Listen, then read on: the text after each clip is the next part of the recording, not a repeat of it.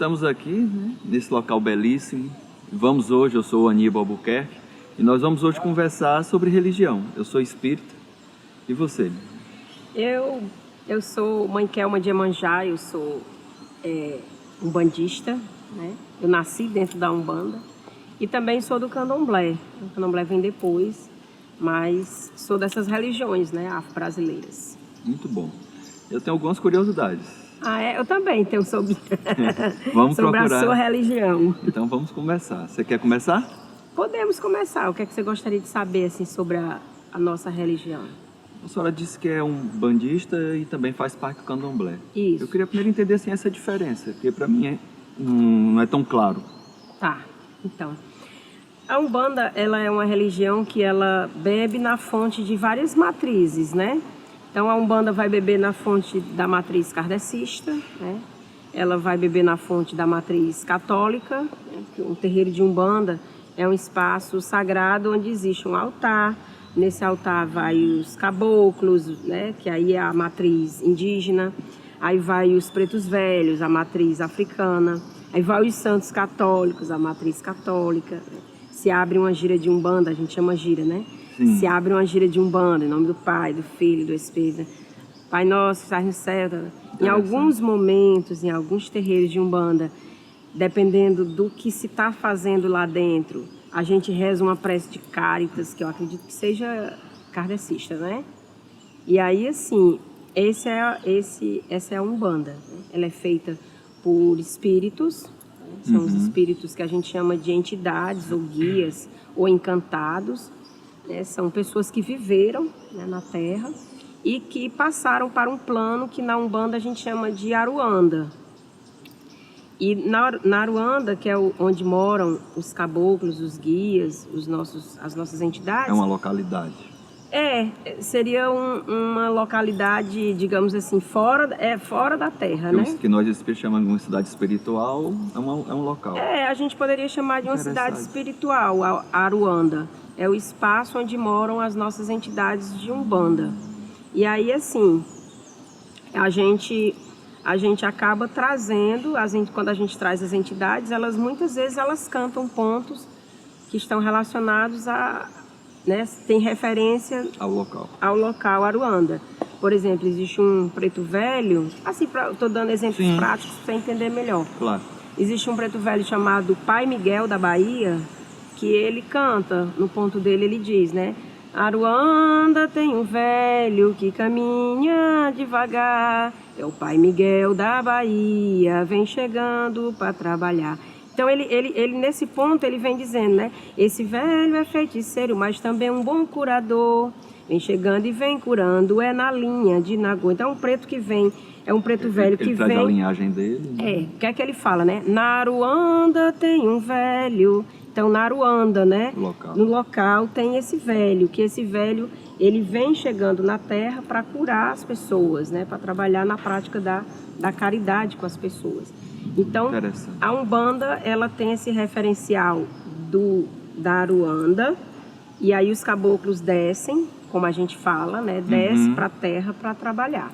E aí tem várias matrizes, né? Essa católica, não baixa santo católico na Umbanda, Espírito né? Santo não. Não, Espírito Santo não baixa na Umbanda. Mas a gente chamaria a linha do astro, que seria a linha de Oxalá, onde estão reis, princesas. Exatamente, é como se fosse assim uma linhagem. Quando a gente fala do astro, a gente está falando assim de entidades que são muito, muito, muito, muito elevadas espiritualmente. Então a Umbanda trabalha, chama a linha do astro. Então a Umbanda é sempre isso, são os trabalhos mediúnicos, né, que a gente faz, que a gente chama de gira, na sessão que são as giras, os trabalhos, que é dentro desses trabalhos que as entidades vêm. E a Umbanda, nós trabalhamos muito com, além dos elementos da natureza, que são os orixás para a gente, né? Os locais sagrados, que seria o mar, a cachoeira, os rios, né? As montanhas, as estradas, né? As encruzilhadas. Então, são locais de concentração de energia para a Umbanda.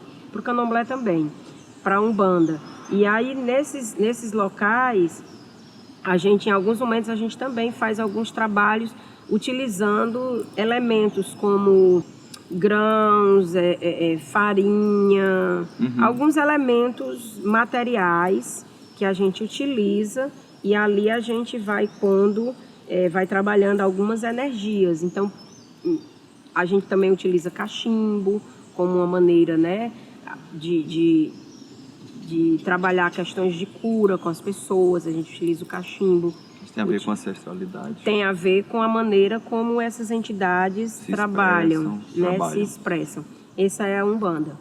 O Candomblé, ele é um pouco mais antigo do que a Umbanda, porque assim, a Umbanda há controvérsias, né?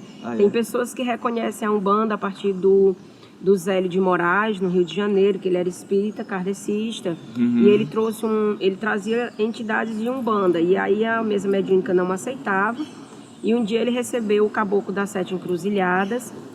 Esse caboclo foi impedido de falar na mesa mediúnica, e aí esse caboclo falou: não tem problema, vocês vão continuar aqui e eu vou fundar uma religião que assim como eu, os meus também possam trabalhar, se expressar. E aí foi criada a Umbanda no Rio de Janeiro. Mas existem alguns historiadores, algumas pessoas que estudam um pouco do processo de religião, que falam que a Umbanda já existia, né? A Macumba, como o povo chama, já existia muito antes desse marco, desse registro histórico, né?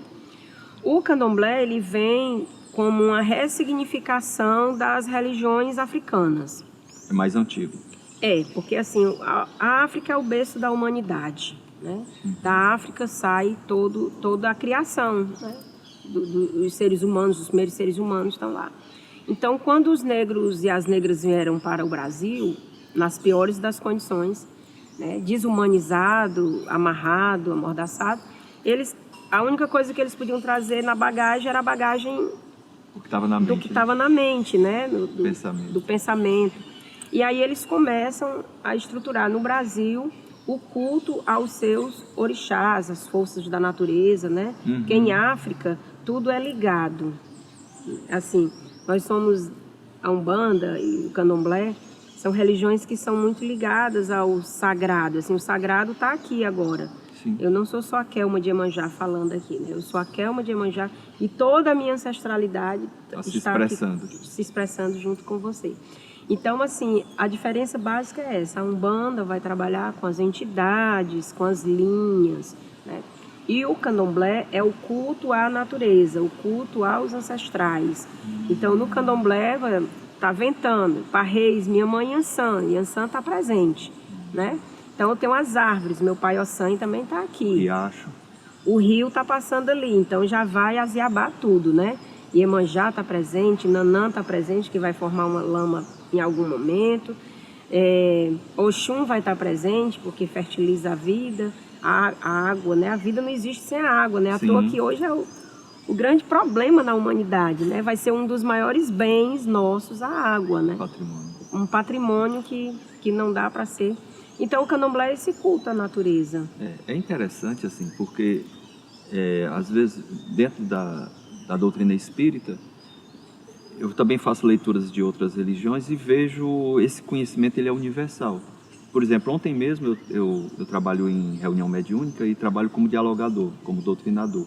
E muitas vezes espíritos que chegam enraivecidos, vingativos ou às vezes desorientados, eu me utilizo também de recursos da natureza para que eles possam acalmar. Eu levo às vezes para passear, eu levo às vezes para passear numa praia, e aí eu peço, vamos descalço, vamos... É como uma forma terapêutica, né? Nessa forma, porque eu sei que tem energia, então sentir o sol na pele, a brisa, olhar para o horizonte, que são elementos que nós, como seres humanos, às vezes nos esquecemos e ficamos centrados e focados no problema ou na vingança, né? E ficamos cegos. Então eu tenho que tirar ele daquele ambiente, daquele que a gente chama de monodeísmo, de ideia única. Então eu levo às vezes para uma cachoeira, levo para banhar, para purificar, para renovar, para um rio, né? Andar na praia, vamos sentar na areia, Ontem mesmo eu faço exercício de visualização com ele. Vamos andar agora aqui andando na areia, depois vamos andar a água do mar batendo nos nossos pés. Como uma forma de sensações para que ele se relembre, ele volte a esse contato com a terra, energizando-se e mudando, né, a condição. Então é interessante, e é interessante também que às vezes a gente pega situações, aí depois eu falo um pouco da doutrina, mas só fazendo essa ligação que o senhor está trazendo, a gente pega às vezes situações em que atendemos irmãos que, como é que funciona? A gente tem uma pessoa que está pedindo ajuda, a gente chama de assistido. Normalmente ele está fazendo um tratamento espiritual, né? Um tratamento, um atendimento espiritual. Isso é uma pessoa da Terra. É, da Terra. E aí a gente está falando dos dois planos, né? E a situação não se melhorando só com o evangelho, né? Não se melhorando só com passe, não se melhorando só com água fluidificada, é solicitada uma reunião mediúnica. E nessa reunião mediúnica, na hora da prece, a gente faz uma evocação, um chamado, para que venham aqueles irmãos que estão vinculados a ele. Vinculados da vida presente, vidas passadas. Às vezes a gente pega situações de vida que a pessoa está hoje reencarnada em 2019, que a situação remonta à época da escravidão. Então, às vezes, se apresenta a ele era um feitor, fez muito mal a mim, eu estou trazendo isso baseado no que a senhora trouxe. Fez muito mal, a gente quer se vingar, a gente quer matá-lo. E às vezes tem vários. Então você começa a conversar com ele, mas você não tem uma ascendência pela questão temporal ou pela forma como ele vê. E às vezes vem preto velho para ajudar. Não diz o nome dele, mas a forma como ele se apresenta, a mudança da fala do médium, né? Faz com que a gente perceba, e eles começam a ver e se identificam. E aquele irmão, aquele preto velho, ele já vem numa circunstância, numa situação já melhorada, né, harmonizada, com um propósito de ajudar. E ajuda, às vezes vem índio. Então é interessante isso, todos nós estamos interligados. Como a senhora disse que na época, talvez pelo preconceito mais forte, não permitiram a expressão e manifestação, né? E aí houve essa criação, uma ruptura e uma criação. Interessante. Né? Mas é interessante porque vem, como eu estava falando para a senhora, semana passada eu estava em Jaguaretama, terra de Bezerra de Menezes, onde é a casa dele, e a gente lá faz um trabalho voluntário e fazemos reuniões mediúnicas aos domingos, uma vez ao mês. E lá a gente está implantando agora uma nova atividade lá, já tem o estudo, que é o ESC, como a senhora falou, já tem o atendimento espiritual, e agora vamos implantar o curso de educação mediúnica. Eu estou preocupado, né, por conta da distância física, o que é que pode acontecer. E aí eu já recebi uma mensagem de um preto velho dizendo que fique tranquilo, que está amparado. Aí eu estava na reunião, ele disse: "Filho, eu não já lhe disse que você tem que ter calma. A gente está cuidando de tudo. Filho, pode ficar tranquilo, filho, está tudo tranquilo." Então é interessante porque assim, Allan Kardec, ele faz no movimento espírita, com a criação da doutrina, ele procura desmistificar e trazer essa forma de contato entre ambos os planos. Para que eu entenda que eu pertenço a lá, àquele espaço, né, aquele local, porque eu também, a reencarnação e as diversas vidas, né, faz com que eu já vivi lá e vou viver novamente quando eu desencarnar, e estou aqui. E nesse momento que está aqui, nós estamos interagindo. Eu interajo com eles, eles interagem comigo. Então essa troca ela é constante. Há uma pergunta muito clássica no livro dos Espíritos, pergunta assim, Kardec pergunta: os Espíritos influenciam em nossas vidas? E a resposta é: muito mais do que imaginais. Muitas das vezes são eles que vos dirigem. Quando eu estava essa resposta, eu me tremia todinho. Alguém me dirigindo, a gente quer ser dono de si, né? Sim. Então, mas é uma forma muito sutil. Então isso é interessante. Igual como a senhora colocou a sua expressão. Como é que foi a primeira vez? Como é que veio isso? Ah, sim, a minha mediunidade. É chamado de mediunidade também? Na Umbanda a gente utiliza muito o termo médium, meio, né? É. Intermediário. Lá no Candomblé tem uns termos africanos que a gente coloca, mas seria similar, né? E dentro do pensamento do Candomblé, há a questão dessa constância, né? Com essas trocas, com o que a gente chama de ancestralidade, se chama de espiritualidade, a gente chama de ancestralidade no Candomblé, é constante. Não existe ruptura desse processo. Não tem. É tanto que a gente utiliza candomblé e a gente quase muito pouco utiliza o termo religião, porque religião está muito do religar. E a gente não religa nada, porque a gente já está ligado. A gente já está ligado. Quando a gente vem para a Terra já está tudo ligado, né? Está tudo conectado, tudo. Então, o meu processo, assim, como uma parte das pessoas que eu conheço, é um processo que traz alegria depois, né? Mas começa com umas dorzinhas. Começa pela dor, né? Começa por uma dorzinha, né? Latente, assim. Então, eu muito novinha, né? Não sou tão velha, mas assim, eu novinha, seus 14 anos, adolescente, eu tive uma incorporação dentro de um colégio católico. Eu estudava no colégio redentorista, de padres maravilhosos, que trabalhavam com juventude, assim, muito bacana. E aquilo, assim, eu fiquei apavorada, apesar de minha mãe ser um bandista, né, já frequentar o terreiro de Mãe Neide Pombogira, que já se foi, né, mas é uma grande referência de mulher, de mãe de santo. Minha mãe já frequentava lá, Dona Odília também, que já se foi, mas eu achava bacana, eu achava bonita a festa de criança. Com os outros, né? Ai, com os outros é ótimo. Tudo com os outros é ótimo, né? Sentir na pele? Não, sentir na pele não é legal. Porque a manifestação, principalmente da entidade da Umbanda, é física mesmo. Eu sou médium de incorporação, então...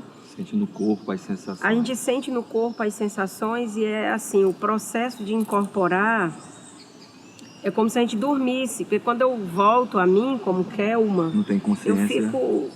E aí, foi? O que é que passou? O que é que disseram? Então, você deixa de ser dona de si, pronto. E você passa a ser um templo para um outro.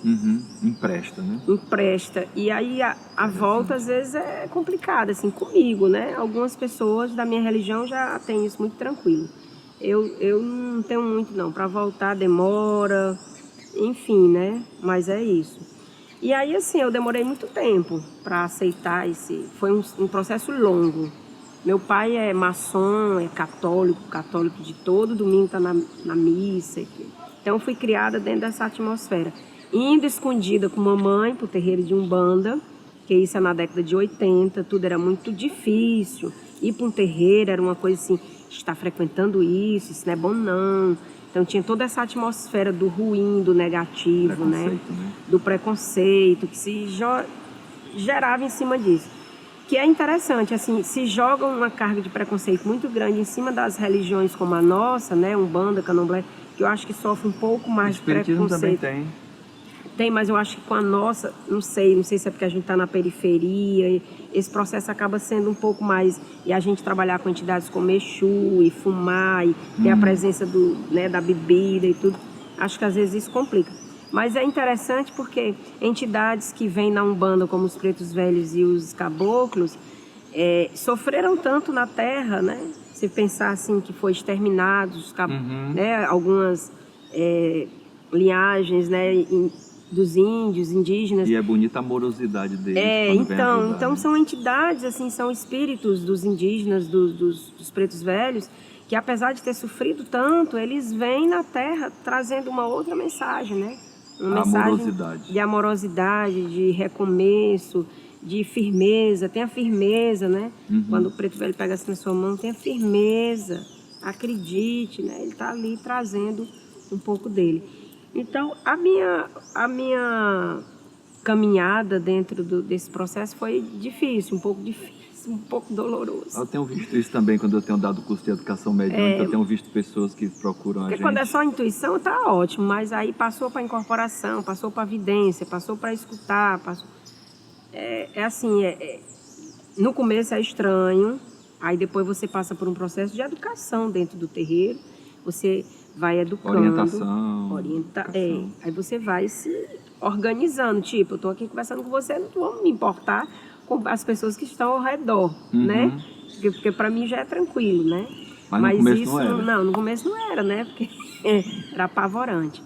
E aí depois de um tempo eu via um senhor de branco, quando eu era criança, adolescente.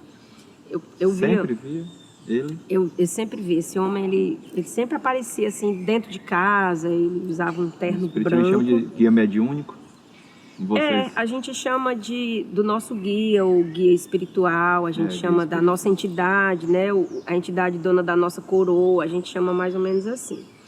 E aí, assim, essa entidade usava um terno branco, um chapéu, e ele olhava sempre, tinha uma bengalinha, ele olhava assim sempre para mim, aí ele fazia assim uma reverência, né? E eu, mamãe, o homem de branco de novo, homem de branco de novo. Até que um dia esse belo homem de branco incorporou na mãe Neide Pombogira, né? Mamãe me chamou só para fazer uma gravaçãozinha. Eu comprei uma filmadora na época da universidade e eu fui só fazer isso aí. Mamãe, não, vamos tirar umas fotos, aí tu usa aí, faz umas filmagens para mãe Neide, tá? E eu fui. Sendo que teve uma hora que me deu uma inquietação. Não, mamãe, eu já filmei demais, eu vou lá pro carro. Eu fui pro carro, guardei as coisas. Ai, vou me trancar. Já chega desse negócio zoado, esse tambor, me dava um farnizinho no juízo. Aí chegou a senhora, hoje eu sei que era a Cambone, né? Cambone é um auxiliar do pai ou da mãe santa. Aí bate no vidro do carro e disse, ei menina, o seu Zé tá chamando a senhora. Aí eu disse, que seu Zé? O seu Zé é aquele ali, ó. E ele tava em pé, incorporado na mãe santa, mas ela tava vestida de branco, né? De paletó. E eu olhei assim, não diga pra ele que eu não tenho nada. Reconheceu quem era. Sabia quem era. Eu, não diga pra ele que eu não tenho nada pra conversar com ele. Ele me deixa em paz. Aí ele foi até o carro, aí bateu no vidro, aí eu abri o vidro, morrendo de medo. Aí ele foi e disse assim, você poderia descer para conversar um pouquinho comigo? Eu não vou lhe fazer medo, você não precisa ter medo de mim. Aí eu já fiquei o coração acelerado. Aí ele mandou abrir a porta do carro, eu desci, né? Aí ele me pegou pela mão, me conduziu até um quarto que tinha lá, que hoje eu sei que era um quarto que ele fazia atendimento espiritual. E aí nesse quarto ele traçou toda a minha vida. Ele falou tudo que ele falou. Dali para frente. Tudo dali para frente, tudo que eu iria ser. Inclusive essa missão que a gente chama assim na Umbanda também, essa missão de cuidar das pessoas, que é muito árdua. Conviver com o ser humano não é fácil. Nós não somos fáceis. Nós seres humanos somos extremamente difíceis, né? E dificultamos muito a vida. Por várias coisas, né? Agora, tu imagina cuidar das pessoas, assim, que você também é um cuidador. E aí, assim, como é que seria você como um cuidador dentro do espiritismo? É interessante, né? Você estava no começo da sua fala, quando falou de religião, porque a doutrina, ela trabalha um tríplice aspecto. A gente trabalha, e Kardec, numa das reuniões na Sociedade Espírita, ele registra isso. Ele foi orientado, os espíritos trouxeram o primeiro livro, o livro dos espíritos, foi o caráter filosófico. Veio a primeira filosofia, respostas a um monte de perguntas. Na verdade, na época, 1019 perguntas. Depois, ele vem para o caráter científico, o livro dos médios, como dialogar, como conversar, orientando, e a gente até percebe na literatura espírita, o livro dos médios como um divisor de águas. Da mesma forma que vocês usam muito o amor, o diálogo, né? A gente usa muito o diálogo na conversa com os espíritos. Nada de fazer exorcismo, excomungar, praguejar, enxotar, gritar, não. Mas sim conversa, diálogo, terapia, conversa. Depois é que ele veio trazer o aspecto religioso. Tanto é que é uma doutrina espírita de caráter científico e filosófico. A doutrina espírita não é religião. E foi colocado como terceiro elemento, a terceira obra, propositadamente religiosa, a religião, caráter religioso, para não confundir e chamar de religião. Embora hoje muitos digam sobre a religião espírita, né? O IBGE no censo é religião espírita. Né? A outra coisa também, espírita kardecista. A palavra espírita, espiritismo, né? Foi criado por Kardec, que era um linguista. Então, quando eu digo espírita kardecista, não é uma expressão totalmente correta, porque todo espírito é de Kardec. Né? É interessante isso. Mas é o hábito. O hábito faz isso. Então, esse cuidar, normalmente a gente percebe como essa interação ela é muito constante, muito dinâmica, e as reencarnações faz com que a gente tenha relacionamentos não saudáveis, não resolvidos na vida anterior. ou às vezes não resolvido nesta vida, e aquele irmão desencarnou. Então, nesse cuidar, como a senhora me perguntou, a gente procura conversar com esses irmãos, procurando tentar demover, tentar mudar o estado emocional dele, porque ele fica com essa ideia fixa, né, de vingança, aquilo ainda no ensinamento de Moisés, olho por olho, dente por dente, quando Jesus veio trazer a lei de amor. E aí eu percebo muito bem, como a gente usa muito o Evangelho segundo o Espiritismo, tem uma passagem de Jesus que ele fala assim: se você vai ao ofertório, ao altar, para deixar sua oferta, e no caminho você se lembra que tem alguém com raiva de você, vai e peça perdão, enquanto vocês estão caminhando juntos. Porque se você não faz isso, ele pode muito bem cobrar essa dívida ao juiz. E aí é o que a gente percebe, que quando essas coisas não estão resolvidas, quando o espírito desencarna, ele busca se vingar. Ele tem mais liberdade, ele fixa o pensamento em fazer isso, e aí ele começa uma perseguição para tentar lograr êxito no que ele sofreu. E o pior é que quando ele fica tentando fazer isso, mais e mais ele sofre, porque é como se ele ficasse batendo a tecla na mesma ferida, e aquela ferida vai aumentando, né? Então a gente procura conversar, claro, não só conversar com o desencarnado, mas fazer com que aquela pessoa que está sofrendo trabalhe também a sua educação, a sua caminhada espiritual, né? Com a leitura, com o estudo, com o tratamento espiritual.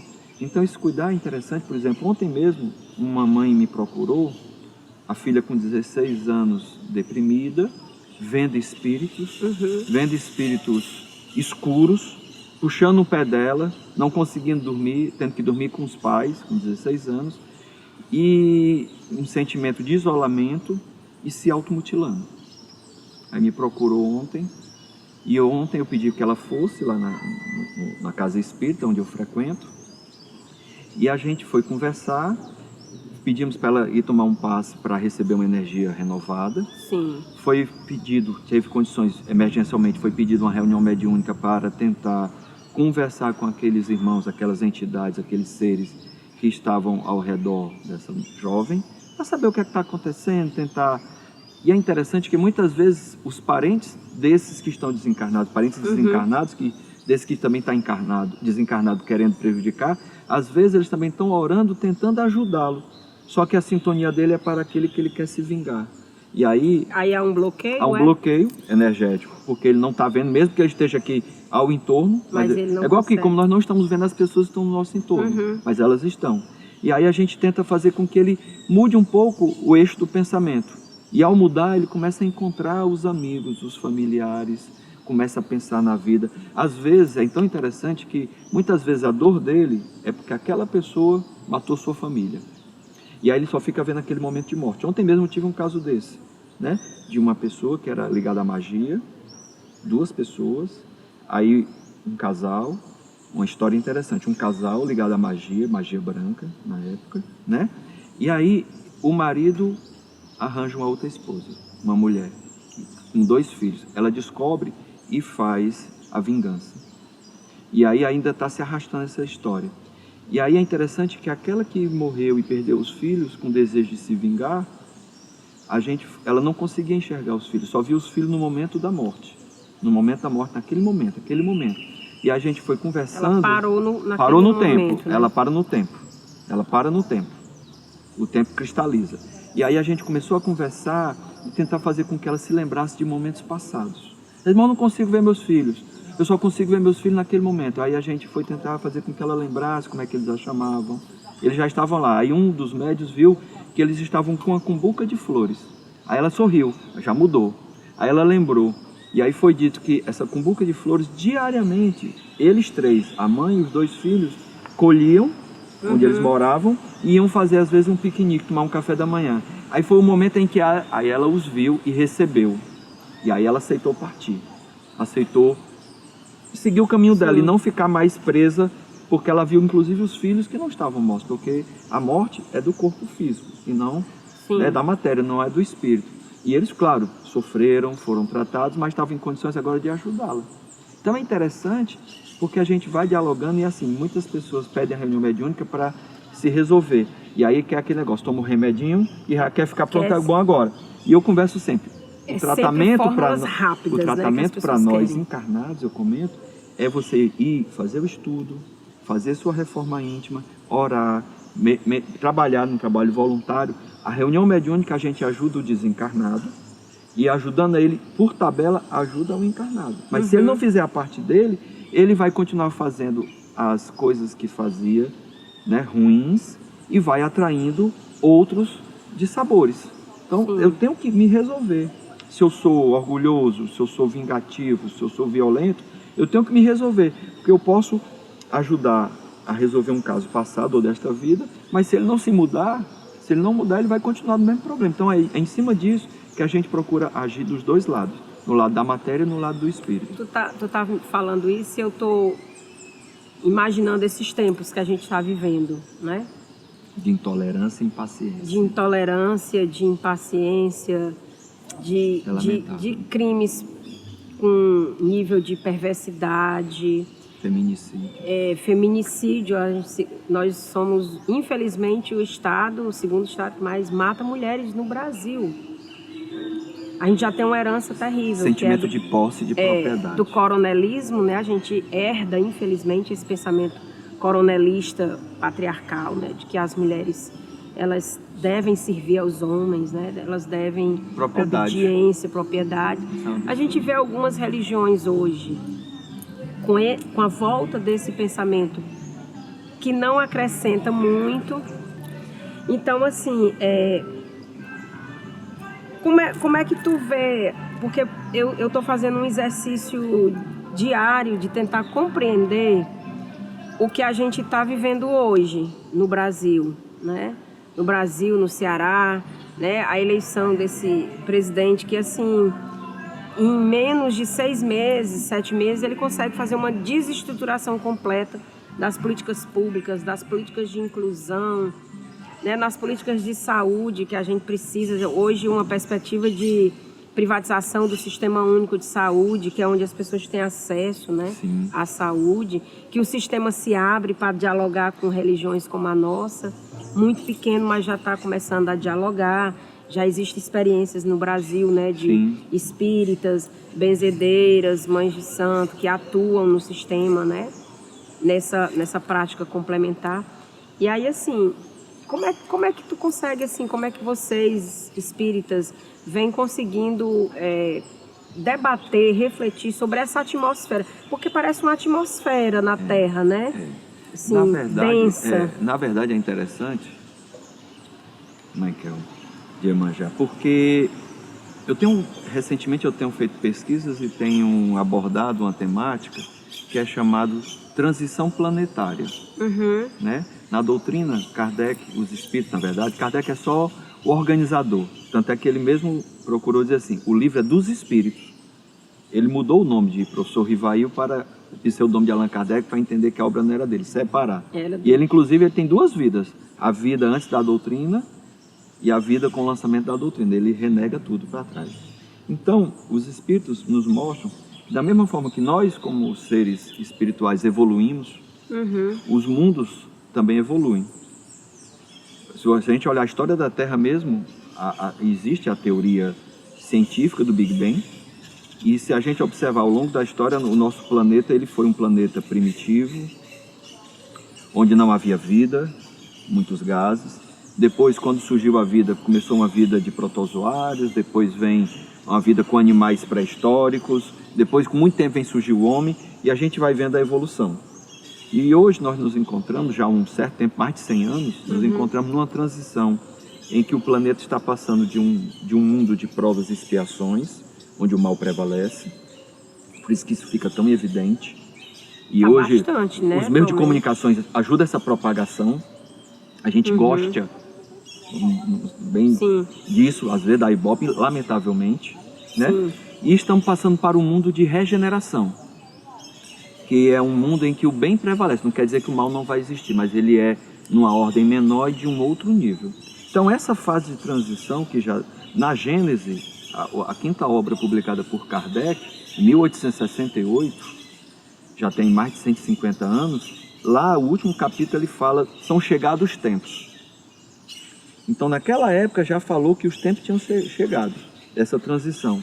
Dessa transição que o pessoal ficou falando, o ano 2000, 2012. Agora, o limite final em 2019, com 50 anos como chegou a luz, isso já vem há muito tempo acontecendo e isso mexe nas nossas estruturas psíquicas, Sim. nas nossas estruturas emocionais. Então, a doutrina tem comentado que a transição, a chegada de novos tempos, que está lá em Apocalipse, em João, ela não vai se dar com a destruição da natureza, cataclisma, não. Ela vai se dar, a gente tem que observar ao redor, no homem, dentro de nós. Sim. Né? Dentro de nós.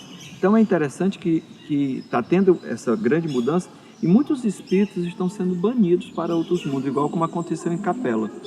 Capela é um planeta que já hoje é mais evoluído que a Terra e que espíritos que estavam naquela condição, mudando na transição planetária e não tinham condições de estar lá, foram exilados para a Terra. E aqui, se a gente observar, a história mostra, nós temos civilizações que... Avançadíssimas. Egípcios, maias, incas, na África também, que eram uma coisa... né? Era uma coisa assim, totalmente... um ponto fora da reta. Sim, sim. Né? Então, mostrando que estavam extremamente evoluídos. Então, eles eram evoluídos intelectualmente, evoluídos moralmente, mas não moralmente para o mundo em que eles estavam. Foram exilados, mas aqui chegando, eu sempre brinco, nesse mundo de meu Deus não tem nada em vão. Eles ajudaram muito no progresso da Terra, na agricultura, na engenharia, na medicina. Então, o que a gente vê, eu vejo isso hoje, como esse período realmente não é fácil. Sai Baba tem um texto que ele comenta assim, a gente tem que entender o que está acontecendo, porque quem não entende vai ter depressão, síndrome de pânico, angústia, ansiedade, muito né? Eu preciso não... E Jesus, no discurso profético, ele fala, eu tenho que entender esse momento, que é um momento de turbulência, para meu coração não esfriar, não arrefecer, eu não desistir, eu ter força, como o Pedro Velho disse, tenha força, filho, vai adiante. Então eu tenho procurado, eu observo, mas eu tenho procurado ser um contraponto para levar palavras de esperança e de bondade, e não entrar na discussão, porque eu tenho visto, inclusive, espíritas, lamentavelmente, entrando na discussão e se perdendo nessa discussão. É porque assim, como é que eu compreendo, vocês, né? Então, o que faz o povo africano vir escravizado para o Brasil é exatamente porque eles detinham tecnologias que os europeus não detinham ainda, né? Então, os europeus vão primeiro na África, se a gente vai para entender um pouquinho... Claro. Os europeus vão primeiro na África, coloniza o continente africano. Porque quando eles chegam lá, eles veem tecnologias que eles não tinham, né? Não dominavam. Não dominavam. Então eles trazem, que tem a ver com os reinos que você estava falando, de civilizações avançadas, né? Então, você vai ter lá o reino do Congo, o reino do Mali, o reino Yorubá. São reinos grandes, né?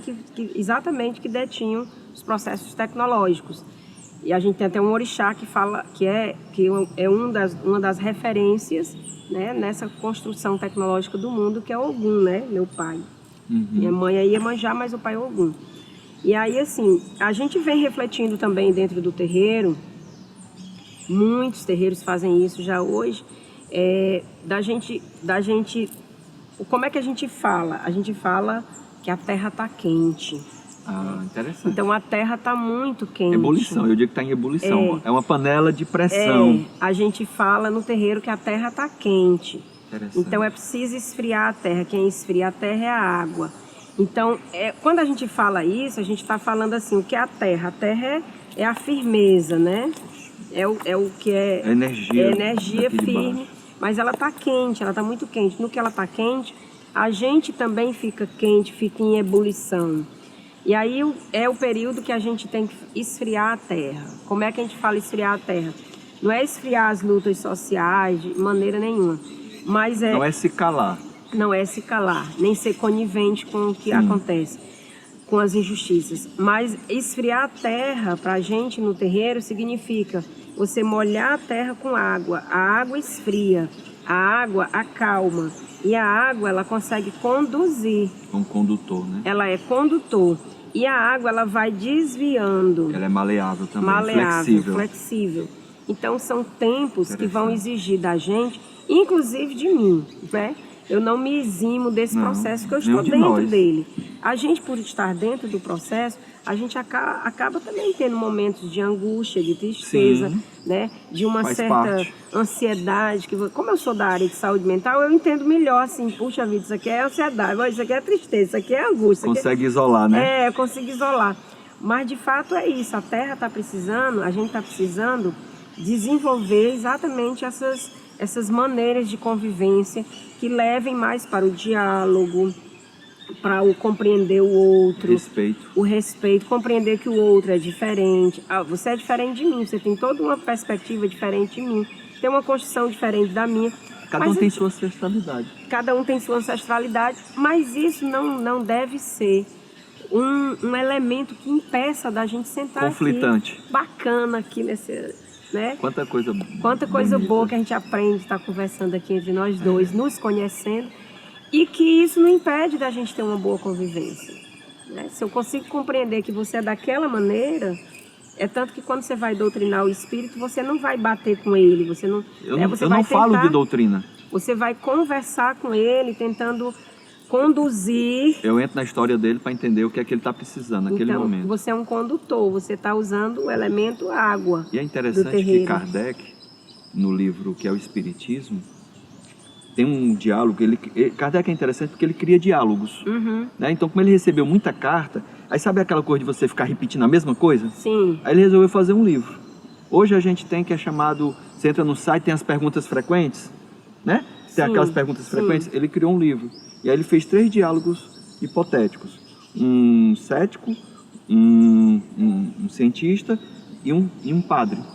E no diálogo com o padre ele coloca que a doutrina não é religião, ele coloca isso textualmente, claramente, para mostrar logo que o problema era o preconceito religioso, não é religião, e é um local onde todas as religiões podem se encontrar, porque somos irmãos, onde o católico, o muçulmano, o hinduísta, o protestante, o ateu podem se encontrar para trabalhar valores, virtudes, valores morais, porque é em cima disso que ele trabalha, essa parte moral, desde que a sua religião não proíbe, porque às vezes a gente pega um religioso, outro um líder religioso que proíbe, né? Sim. E para não ter atrito, nem atrito ele queria, para evitar o atrito ele faz isso. Então é um local de encontro. E a gente tem, hoje, no Paulo Estevão, onde eu frequento, nós temos pessoas de outras religiões, inclusive que pregam a palavra, que estão conhecendo a doutrina. Eu já atendi um bandista, que ele Sim. foi orientado pelo... Ele é o cavalo, né? Assim que chama. É, Ele chama. foi orientado... A Umbanda chama. Né? Ele foi orientado a passar um período lá de formação, de aprendizado, para voltar para continuar o trabalho no terreiro dele, né? Sim. Então a gente tem hoje até pastores que estão conhecendo o conteúdo filosófico, moral, que é o religioso e o científico, para entender mais dessas coisas.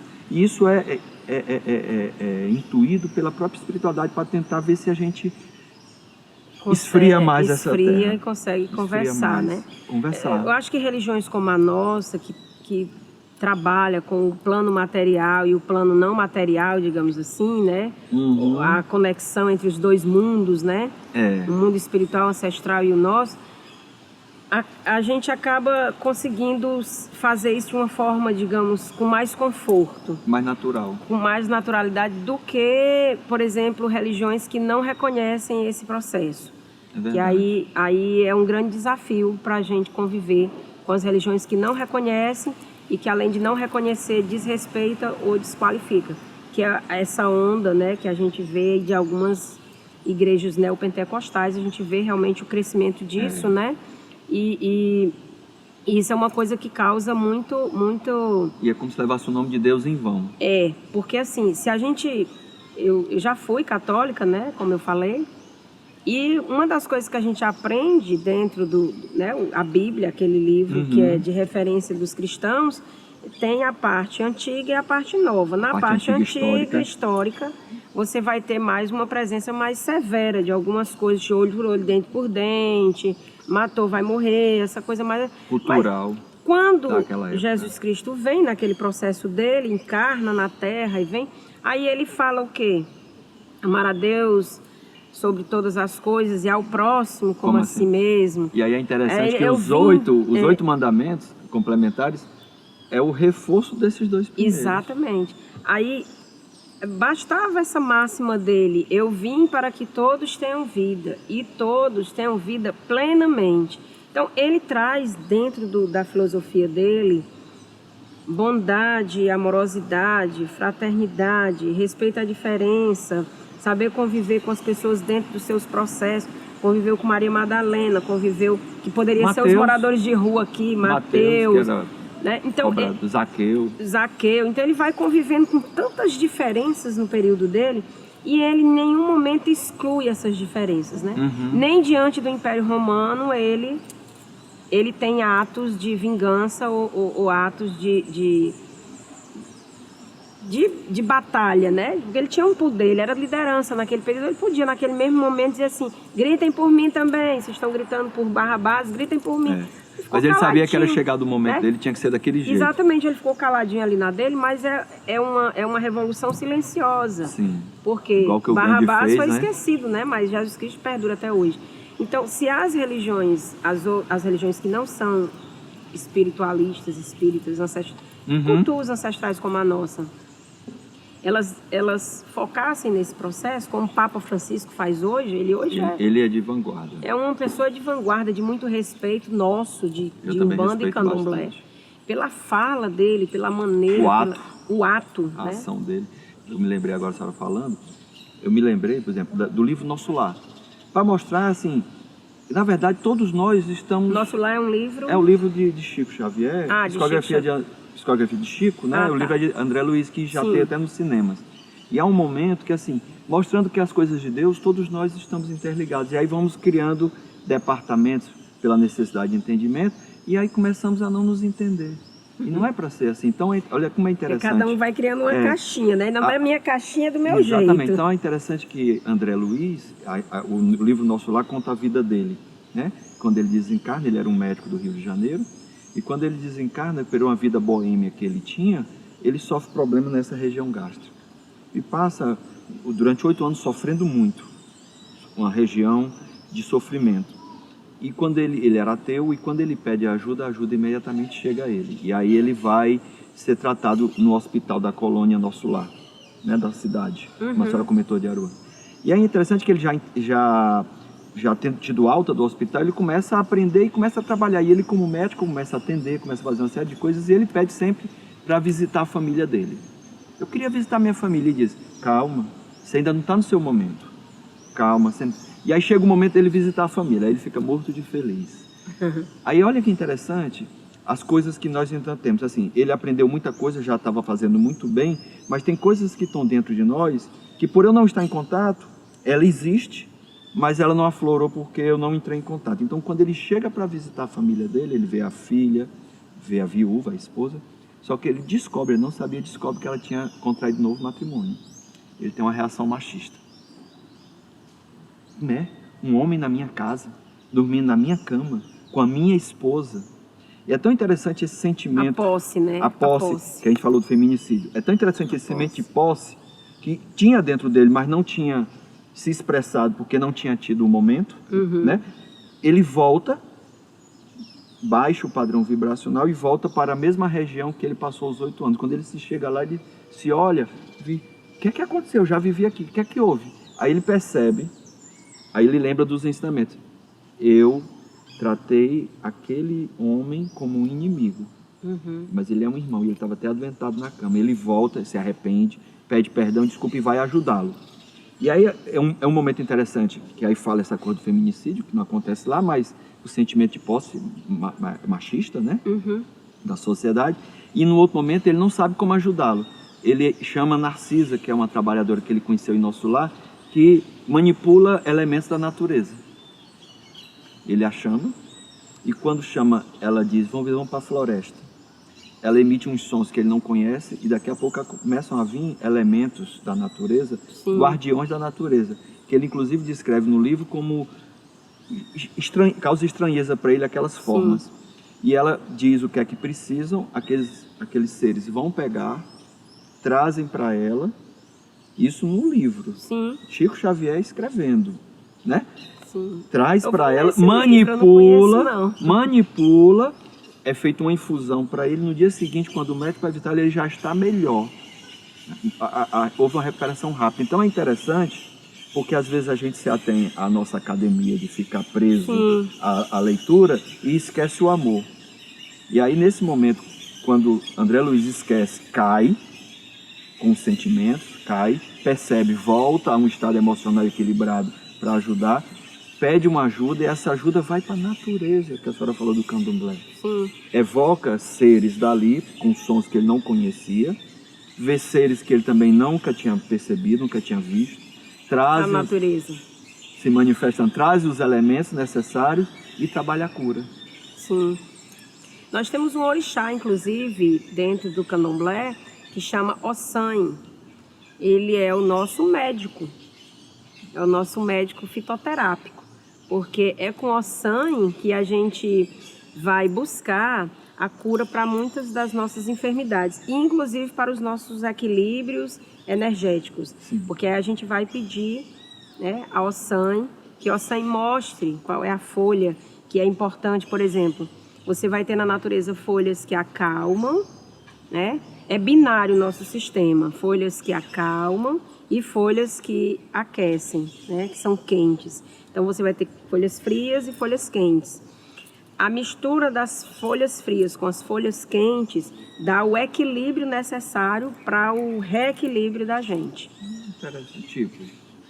Tipo, a gente pode pegar uma folha quente e pode pegar uma folha fria e a gente juntar essas duas folhas e essas duas folhas fazer um composto e a gente colocar. Eu não costumo dizer muito assim as folhas, porque as pessoas são para cada situação. Né? As pessoas hoje em dia vão no Google, aí bota assim, ansiedade generalizada. Aí ela vai ver todos os sintomas de ansiedade generalizada, ela chega no CAPS, tô com isso, tô com isso, tô com isso, tô com isso. Ela dá a descrição então toda. Então a gente fica dando sugestão, né? Fica sugestionando, né? Sugestionando. Então eu costumo não dizer assim as folhas, folha tal com folha tal, se você misturar, porque são receitas, fórmulas. E pode não ser usada adequadamente a quantidade. Porque assim, cada pessoa vai ter a sua própria especificidade com as folhas. A sua necessidade. Uma folha que, por exemplo, pode ser boa para você, naquele preparo, naquela quantidade, para mim tem que ser com menor intensidade delas. Se para você são 10, para mim são 5. Então é prescrito por essa entidade. Ossan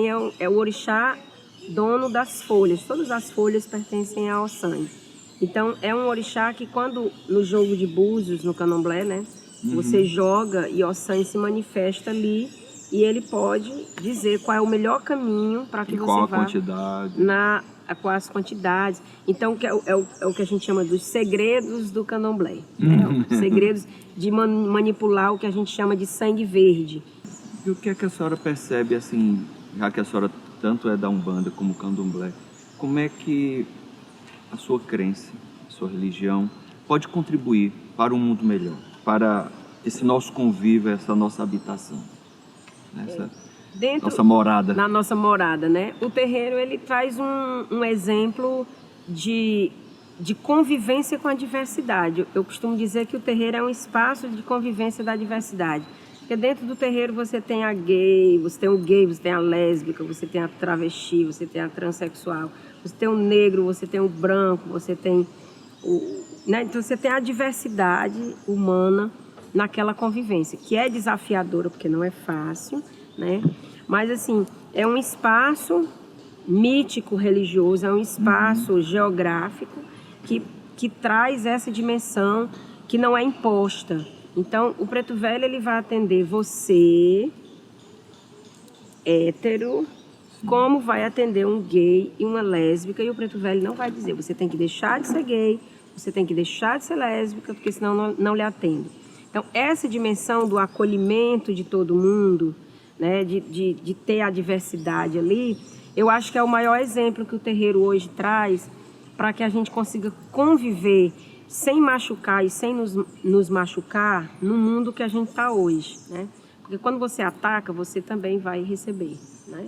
Isso é uma lei universal de todas as religiões, até de quem não tem religião. Bateu, levou, né? Então é uma coisa que... E muitas vezes, quando eu falo do outro, eu falo mais de mim do que do outro, né? Exatamente. mas é importante, assim, a gente pensar que é possível a convivência com as diferenças. Porque se Deus quisesse que todos nós fôssemos iguais, ele não teria feito uma diversidade tão grande na natureza, no mundo, nos seres humanos, nos bichos. É uma diversidade muito grande, né? É interessante. Na doutrina eu tenho observado e percebido assim, alguns aspectos. Primeiro, assim, compreender que não estamos sós. Sim. Na matéria. Há um outro mundo, em paralelo ao nosso, em que está o tempo todo trocando, né, essa energia.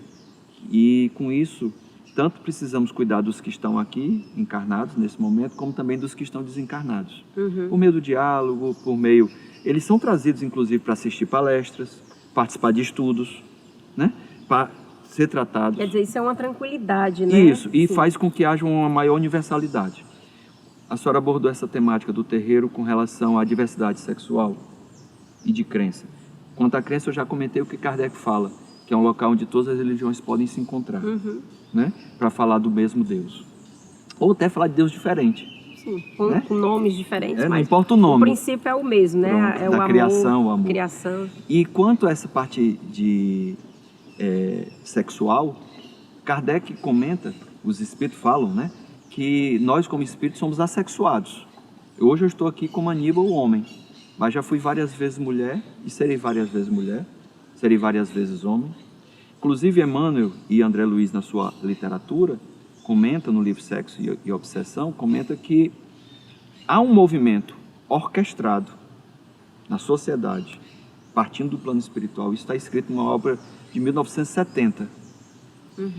Intencional de aumentar a homossexualidade com o objetivo de que o hétero entenda aquilo trate como uma normalidade, porque muitas vezes o preconceito é por não ser em uma maior evidência. Então ele vai se tornar mais evidente para que aquela minoria se torne maioridade, se torne maioria, e que aquele outro comece a entender e comece a compreender, inclusive comece a ver, eu estava conversando outro dia, começa a ver dentro do seu círculo familiar, do seu círculo de amizade. É tão interessante que quando tem essas situações, a gente convive, entende, tem amizade.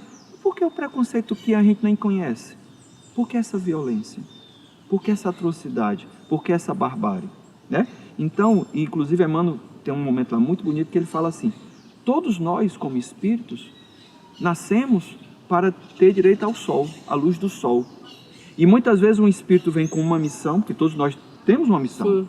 De pai, de irmão, de filho, de ser humano, vem com a missão, mas você é castrado de se expressar, de se mostrar pelo preconceito e fica guardado, fica recluso, não podendo se expressar. Então, eu acho interessante essa visão, porque faz mostrar que a gente tem que ter essa liberdade. Não é a promiscuidade, mas sim a liberdade de ser quem é. Tudo, né? Tá até no hétero. É de ser quem é. Com certeza. É de ser quem é. A dissimulação é hétero, né? É de ser quem é. É de ser quem é e não se culpar, se aceitar, permitir-se amar e ser amado. É isso que Jesus quis de nós. E quer de nós, não quis, mas quer de nós. Então na doutrina eu vejo muito essa abertura. Apesar de eu mesmo já ter feito treinamentos por conta de preconceito dentro da casa espírita, mas no né? terreiro, em alguns Porque momentos são as você vai ter, pessoas, são as é a pessoa. Então a você gente vai ter precisa também. trazer a literatura e os conceitos para tentar trabalhar. Sim. E, inclusive teve um que uma vez falou assim, foi engraçado que, só para concluir, foi engraçado que eu estava falando, e disse: agora aí saiu. Quer dizer, se levantou e disse: quer dizer que essa conversinha aí vai dar esse negócio de cura gay, né? Aí foi embora e bateu a porta. Aí o pessoal quis criticar isso. Calma, gente. Se eu criticá-lo, é o que ele também está nos criticando. A gente tem que entender, é o momento dele.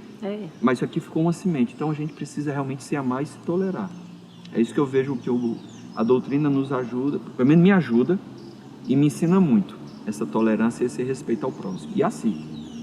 Hoje foi muito agradável essa manhã com você. Gostaria de agradecer mesmo, assim, a Web TV Igara, né, que nos propiciou esse momento da gente se conhecer melhor as nossas práticas religiosas. Gratidão, felicidade, axé, saravá, como diz na minha religião, tanto para as pessoas que estão fazendo a produção, como para você que se disponibilizou a conversar um pouco hoje. Eu também sou muito grato, né, essa oportunidade desse programa, nesse formato, Sim, né? Assim, bacana, leve, né? suave, É, né? gostoso. A Web TV Igara. E essa troca, essa interação, né? Somos irmãos que estamos em caminhar, não direi nem diferente, mas cada um dando seu passo, né? Então, assim, agradecer, e só a única coisa que eu posso dizer é que assim seja. Assim seja. Vamos terminar com um abraço. Boa, mano. Muito obrigado, mano. Eu que agradeço, Muito viu? obrigado, viu? Muito bom.